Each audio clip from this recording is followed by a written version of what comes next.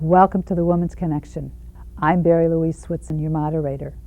The Women's Connection is a program about events shaping women's lives and helping one gain authentic power on a personal or professional level. So won't you stay tuned? Welcome. How many days of the year do you jump out of bed raring to go? And there's other days that, you got to get out of bed. How are you going to make it? Well, when those days start to outnumber the ones that you're jumping out of bed about, there seems to be something that needs attention. And it could be an illness, it could be pain, it could be psychosomatic.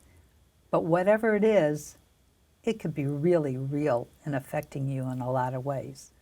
With me today is Joanna Charnas, and we're going to talk about living with chronic illness. And I would like to welcome Joanna. Joanna, welcome. Thank you for having me. I'm delighted to be here. My pleasure. Now, let's just start with, you wrote a book. Yes. Called Living Well with Chronic Illness. Yes. What made you write the book? I was both chronically ill and acutely ill in the late 90s. And I kept having intersections with bureaucracies and medical establishments that were very challenging to work through. And I would speak to my father and give him a somewhat sanitized version of it, leaving out the emotional anguish of these interactions. And my father kept saying, I think you ought to write this down. And I kept saying, no, Dad, everybody has these experiences, because I was working with people with HIV and AIDS at the time, and I knew that my experiences in some ways were not unique. And he kept saying, I think you ought to write this down. And finally I decided he was right. And so I started to write them down. Now, you're talking about chronic illness. Yes. And one of the things that we were talking about on our conversation before the taping began was, I have a friend, well, I have lots of friends, but one in particular is diabetic. And when he gets engrossed in a project, he forgets to eat, I guess at certain times, and his blood sugar will fluctuate. I'm not sure how this all works. But he was upset because he was on a job one time and the person didn't remind him to eat. To me, that's not somebody else's responsibility. It's like, you're a grown person. They don't know that you're ill. Where does the line cross here? Well, if the three of us were sitting down to lunch, I would be agreeing with you on this one. It's his responsibility. I think it's okay to ask for help or enlist help. If he were my patient or my client, we would do some problem solving about how he can take responsibility for this himself. For example, there are watches that you can set that will ping at a certain time. And he could check his blood. He could set the watch to alert him to check his blood sugar. I think it's okay to ask for help. I don't think it's okay to make other people responsible. And I'll give you an example. So there are several things that are wrong with me, and one of them is that I have an audio processing disorder. And if there's any noise around me, I often don't hear myself, and I can be extraordinarily loud. So if I'm going out to dinner with someone that I haven't been in public with, I will say, by the way, I have this hearing issue and I can't hear myself, and I often get very loud. So if I get loud, I don't want to embarrass you. Feel free to tell me, but I'll be listening, I'll be paying attention as well. And that way the person doesn't feel embarrassed. I've enlisted them as an ally, but they're still not responsible. They're not responsible for me. So I think if your friend were to say, hey, if I start acting kind of peculiar, give me a clue, it gives you permission to warn him. But it doesn't make you responsible for him, and you shouldn't be responsible for him. We all should be responsible for ourselves. Well, that's great, because I felt really conflicted about this whole thing. It didn't happen with me, but I mean, even in our conversation, I was like, you're a grown man. That's right. Let's get real here. There are many, many challenges of living with any kind of chronic illness, and it's always okay to ask for help, but ultimately we're responsible for ourselves. And we need to take that responsibility. Now, you live with several different chronic illnesses, yes, as you said. When you started out trying to diagnose what was wrong with you, How did you find out what was wrong with you? Did the doctors tell you, oh, it's in your head, or you're getting old, or how did they react? I woke up one day when I was 19 years old, and I was very, very sick. I felt like I had severe flu without cold symptoms. And so I went to the doctor, and the doctor did imply that it was in my head, that I had a somatic disorder. And I really didn't care. I said, fine. So I went to see a psychotherapist. And the therapist said, well, you're having normal challenges, you're having issues for a 19-year-old, and they might be upsetting you and distressing you, but I don't think you're having a somatic illness, which left me with nothing. And at the end of the summer, my father took me to a homeopath, and that got me just well enough to go back to college. And I just learned to practice kind of extreme wellness and focus on issues of wellness. And then again, I got very, very sick in the early 90s when I was in my mid-30s, and I was encouraged by a supervisor to demand an answer. And it was 17 years later. And the CDC had then begun to recognize my illness, and I finally ended up at an infectious disease specialist who looked at my very, very long medical record and said, oh, I can diagnose you, and told me I had chronic fatigue syndrome. And it's a rule-out diagnosis, but I had had every test known to man at that point, so it was pretty easy for her to rule it out. And I had a terrible response. I said, I can't be one of those people. They can't get out of bed. And she said, not always. And she was right. So sometimes I can't get out of bed, and most of the time I can. In order to get out of bed, when you have to go to work, what steps do you take to get you out of bed? Or do you just call in and say, I'm not going to make it? It's more a macro issue than a day-to-day issue. So in order to be well enough to hold a full-time job, which I feel very fortunate about, very fortunate, I'm eternally grateful, I practice wellness every day.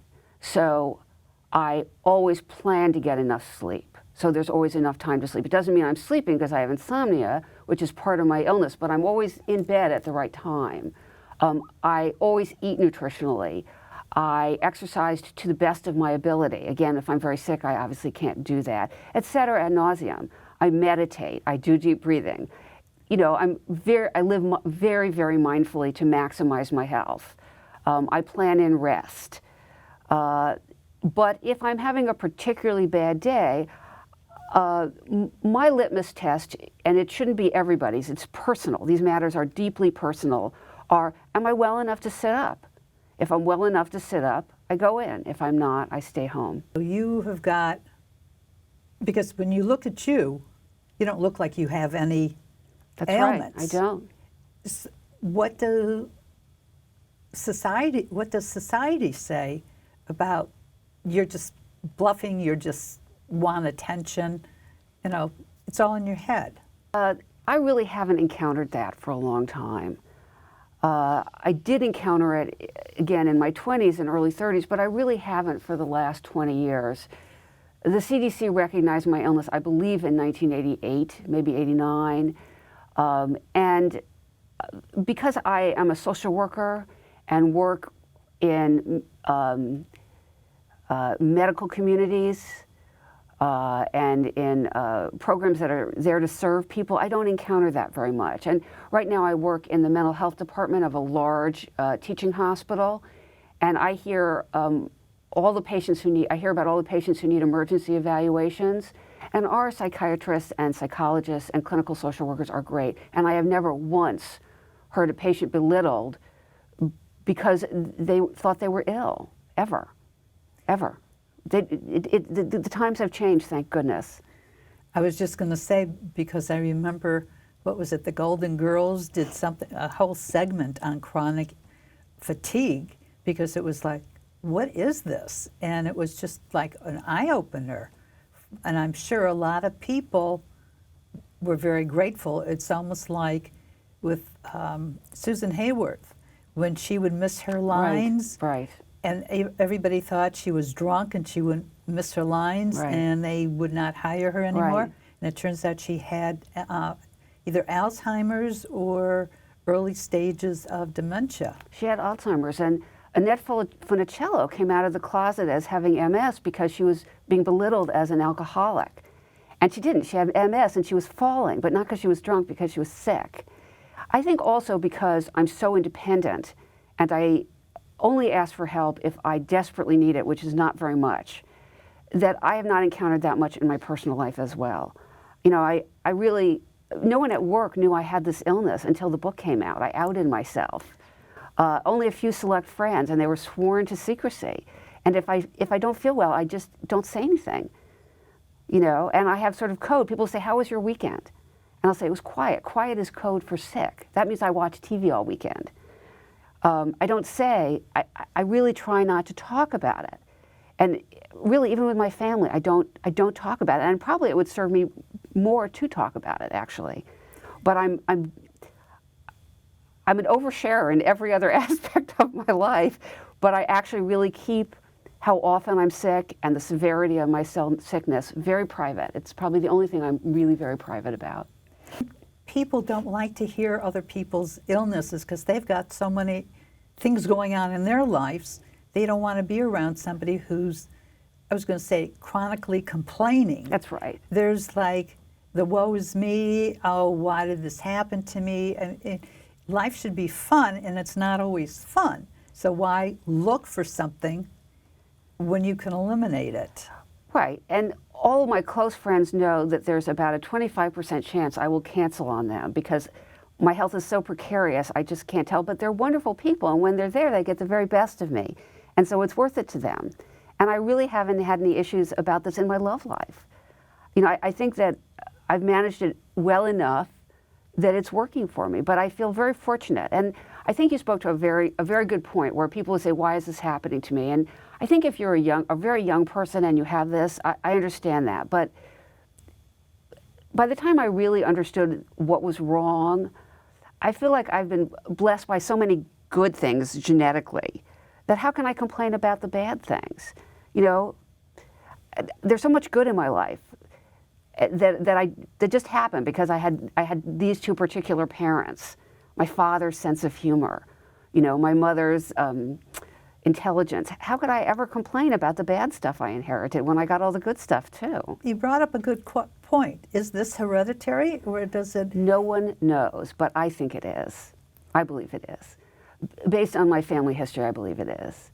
My grandmother just didn't feel well a lot, and no one really knew what was wrong, and spent a lot of time in bed. And my mother also just didn't feel well a lot. And as she got older, she had many complex illnesses, but it really didn't explain the amount of time she spent in bed. And so I actually think she had this as well. Well, that's very interesting. I never knew that it could be hereditary. There are lots of people who believe it is. Now, you've taken a class called Taekwondo. I can't pronounce these names. Well, I was so desperate in my early 30s that I would have hung upside down by moon boots for half an hour if they had said that would help. And someone said, a psychic, I mean, that's how desperate I was. Me and Nancy Reagan, in our desperation, we sought out psychics, and I support her, by the way, in doing that. A psychic said, I think martial arts would be helpful, that it would boost your immune system. So, all right, I'll try it. And the only thing I knew about martial arts was that it was important to have a really good teacher. And someone that I work with had a son and a kid who studied Taekwondo. And I called him up, and I'm also very clumsy, and I can't tell left from right. And I said, you know, I'm willing to do this, but I always end up I start so behind, I never catch up in anything athletic that doesn't require just sheer endurance. Like I could run because it just required sheer endurance. But anything that required athletic skill, and he said, that won't happen. And he gave me private lessons twice a week for a month. And it did not improve my health at all, and I would miss weeks at a time. But I fell in love with Taekwondo. And it really changed how I felt about myself. And I think I referenced Taekwondo in my book because I like the tenets of Taekwondo. I think they're helpful guides for life. And I can never remember all of them. They're courtesy, integrity, perseverance, self-control, and indomitable spirit, which is my favorite. And I've had them framed above my desk since the early 90s. And I think those are good guides for life, and particularly life with hard challenges. Your profession as a clinical social worker, do you find that a lot of people come to you and say, I don't know what's wrong with me, I just X? Well, I work in mental health, and they do that all the time. You know, I feel bad. I don't know why. My life is fine. I've had many, many patients say that. And we don't always have the answers. For people whose lives are fine and are not having any psychosocial pressures, any life stressors, those people get therapy, and eventually, if that doesn't work, they go on medication. So yes, it happens all the time in mental illness as well, all the time. And I think it still happens all the time in physical illness. If you go on the blogosphere, you'll find people who are struggling with chronic issues, and they still have not been diagnosed. It's not uncommon. Do you find that getting the best medical health is still difficult in today's day and age? I don't know, but I think it is for a lot of people because people are circumscribed by geography, what's available to them in their community. If you have limited resources, you are also circumscribed by how to get to that place, how to get to the right doctor. You may not have a specialist in your area who really understands your illness. And everything is controlled by health insurance. So the answer is yes, but for not one reason, for many, many reasons. Has the internet changed the medical profession as far as people finding out what's wrong with them or doing research to help them? It's made it much better and much worse. So there's now an abundance of information available to people, much of it which is good, and much of it which is quackery. And so you have to be able to understand the difference. But I think,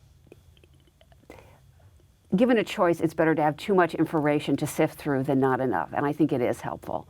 And also, there are lots of people who are mostly homebound, and they can reach out to others and get support and information from other patients who are suffering from their illness through the internet. And that is emotionally a lifesaver for a lot of people. I think the medical profession has really changed. I mean, it's like you would say, some people still do, unfortunately, think that doctors walk on water.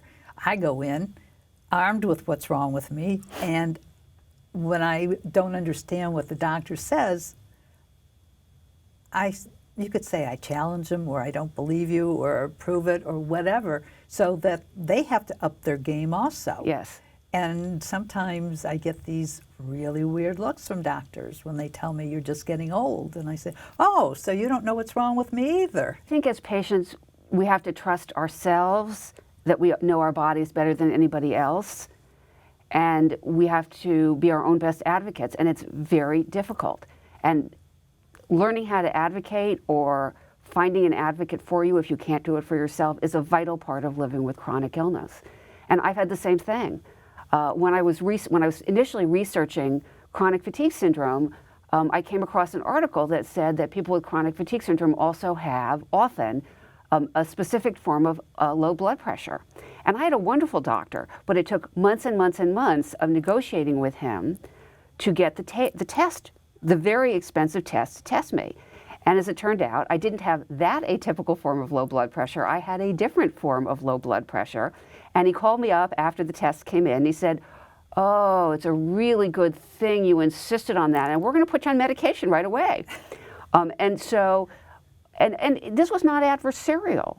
This was, here's the articles, here's the symptoms that I have. I've never understood them, but they've been not as important as the other symptoms, so I haven't paid a great deal of attention to them. But I have all of them. I think I have this too. And he said, well, start eating salt. So I started eating salt, and there was a progression that I had to go through, and it went on for 3 months, and it was fine. But if I wasn't a professional social worker, I'm not sure that I would have understood how to do that. Well, I find that very interesting because I just had a conversation with one of my doctors last week and who teaches, and he said, and we were discussing something that was going on with me. I can't eat nuts, I can eat seeds, and it doesn't make sense. And because for another doctor told me, and he said, one size does not fit all. That's right. And people don't realize that they have to advocate for themselves. That's right. And it's so important. But I can get on that bandwagon. I'm with you. And it's exhausting. And I've often wondered what I would do if I weren't a trained social worker. You briefly touched on nutrition. Yes. What did you have to change in your diet to help you feel better?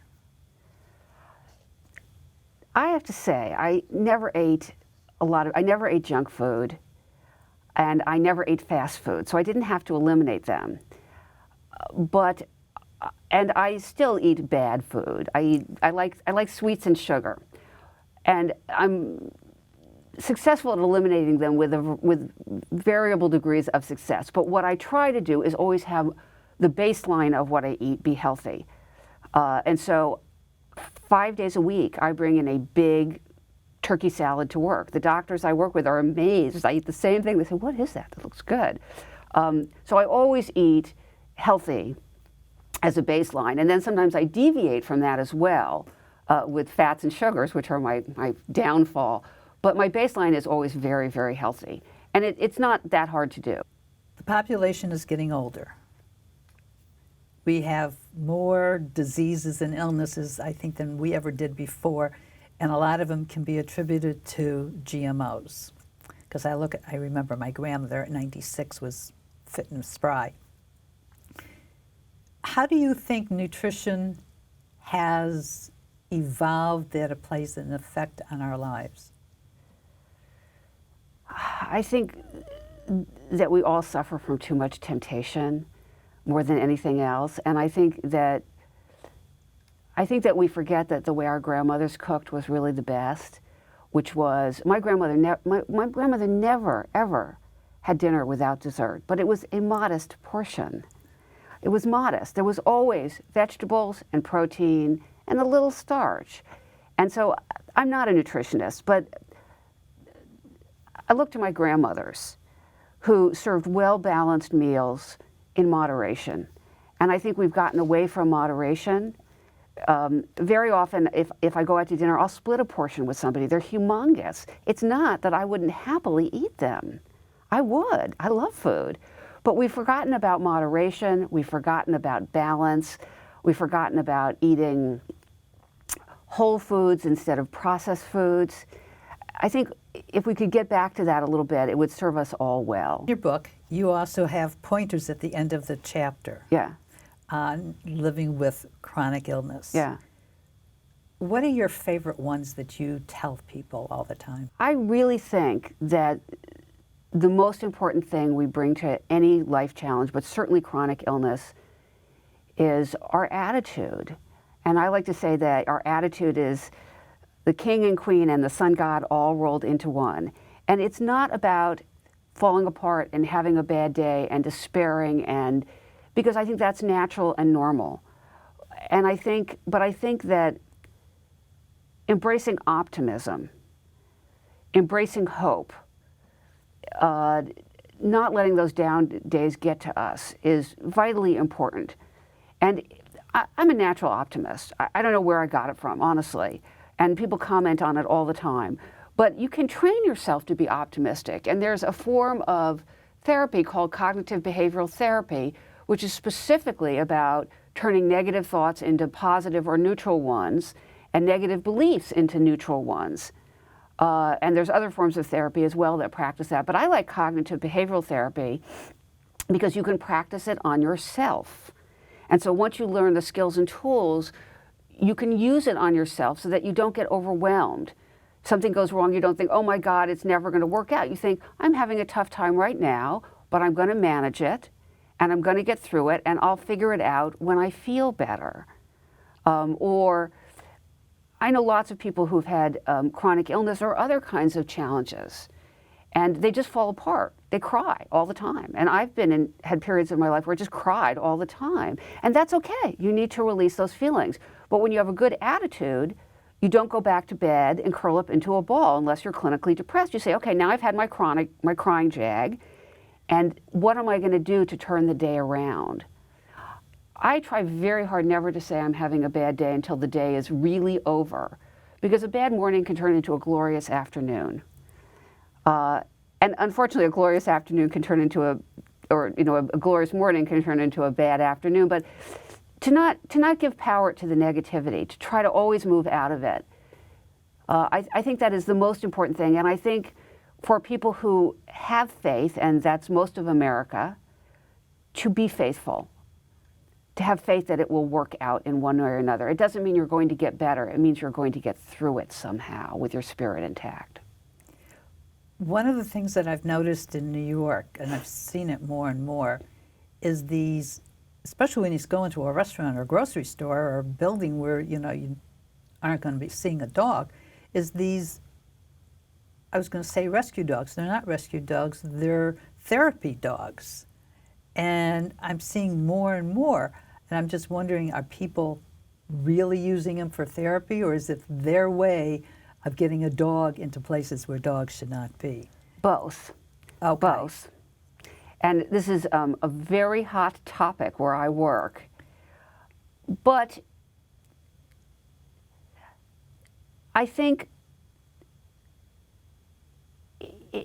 if what you need in your life is a dog, even if you don't need it for clinical reasons, meaning medical or psychiatric, if you are so fragile in the course of your life that you need to feel okay, to feel special, you need to have your dog with you 100% of the time and are essentially faking it, then in some ways you are still deserving of compassion.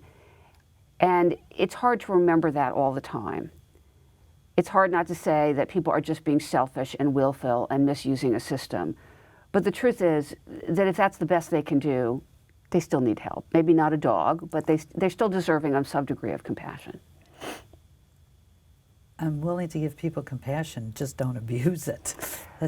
I think with anything, things get abused. I have assisted someone with severe post-traumatic stress disorder get a service dog from Puppies Behind Bars, which is here in New York, at least it was a while ago, in Ossining. And that dog could obey 64 commands and do laundry. And it was an amazing animal. And I truly believe that this dog saved my patient's life. And some dogs are just comfort dogs. They do nothing except sit by your side and are nice to you. But there's a cascade of what these dogs can do and how well trained they are, or if they're trained at all. But some of those dogs are lifesavers for people. Lifesavers. Joanna, in the closing moments of the show, what would you like to leave the audience with? Have hope. Never stop fighting for what you need. Believe in your own power to take care of yourself and get your needs met.